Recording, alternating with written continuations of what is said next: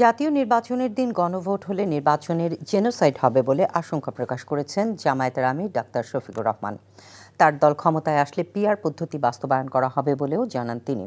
আর দলটির আরেক নেতা এটিএম আজহারুল ইসলাম বলেছেন, ক্ষমতায় গেলে সরকারি বরাদ্দের 1 টাকারও দুর্নীতি হবে না। বিস্তারিত জীবন আহমেদের রিপোর্টে।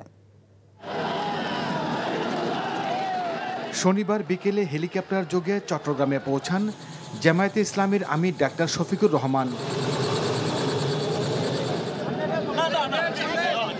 পরে নির্বাচন নিয়ে সাংবাদিকদের প্রশ্ন জবাবে জামায়াতের আমির বলেন, নির্বাচন আর গণভোট একই দিনে হলে সেটি হবে নির্বাচনের জেনোসাইড। আমরা ক্ষমতায় গেলেও কথা দিচ্ছি সেই পিআর আমরা বাস্তবায়ন করবো ইনশাআল্লাহ। আমরা আগেই বলেছি নির্বাচনের দিন গণভোট হলে নির্বাচনের জেনোসাইড হওয়ার সম্ভাবনা আছে। নির্বাচনে লেভেল প্লেইং ফিল্ড তৈরি হয়নি বলেও অভিযোগ করেন তিনি।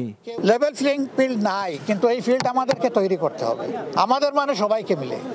আপনারা তৈরি থাকুন, এই নির্বাচন হতে হবে। এই নির্বাচন না হলে দেশে সংকট দেখা দিবে।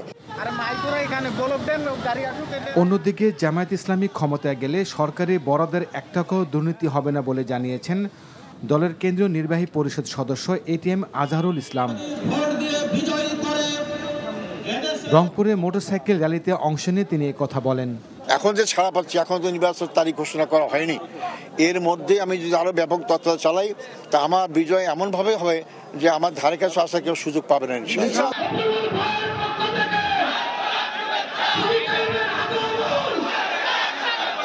ওদিকে ছাত্র শিবিরের কেন্দ্রীয় সভাপতি জাহিদুল ইসলাম বলেছেন, বাংলাদেশের রাজনীতি করতে হলে জুলাই আন্দোলনের আকাঙ্ক্ষাকে নিয়েই করতে হবে।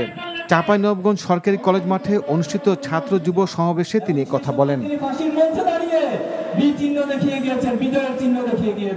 ঢাকা মহানগর দক্ষিণ জামায়াত ইসলামের সেক্রেটারি শফিকুল ইসলাম মাসুদ, ডাকসু ভিপি আবু সায়েদ কায়েম, ডাকসু ভিপি মুস্তাকুর রহমান জাহিদ, চাকসু ভিপি ইব্রাহিম হোসেন রনি এ সময় উপস্থিত ছিলেন। জীবন আহমেদ, এনটিভি নিউজ ডেস্ক।